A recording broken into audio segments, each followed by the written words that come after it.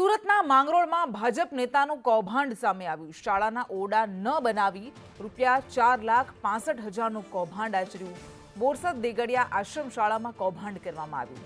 સરપંચ, તત્કાલીન તલાટી સહિત કુલ 5 લોકો સામે ગુનો દાખલ કરવામાં આવ્યો છે। સરકારી ગ્રાન્ટમાંથી 9ને બદલે 8 જ ઓરડા બનાવ્યા। કૌભાંડી ભાજપ નેતા સહિત કુલ 3 લોકોની ધરપકડ કરવામાં આવી છે। ભાજપ નેતા હર્ષદ ચૌધરીની પોલીસે ધરપકડ કરી લીધી છે।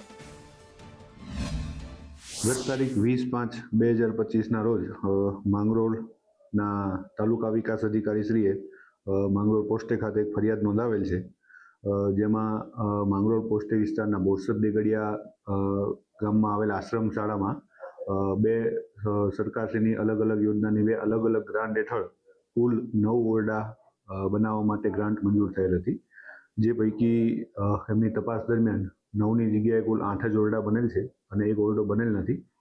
એ બાબતે ટીડીઓશ્રીએ ફરિયાદ આપેલ છે અને તેઓની ફરિયાદ મુજબ હાલ કુલ 5 આરોપી આમાં સંડોવાયેલ હોય તે રીતેની ફરિયાદ આપેલ છે, જેમાં ગ્રામ પંચાયતના સરપંચ, તલાટી, સંસ્થા જે છે આશ્રમ શાળા એના પ્રમુખ, તેના મંત્રી, એ સિવાય જે એજન્સીએ કામ કરેલું છે કોન્ટ્રાક્ટર એજન્સી, એના વિરુદ્ધ ફરિયાદ આપેલ છે।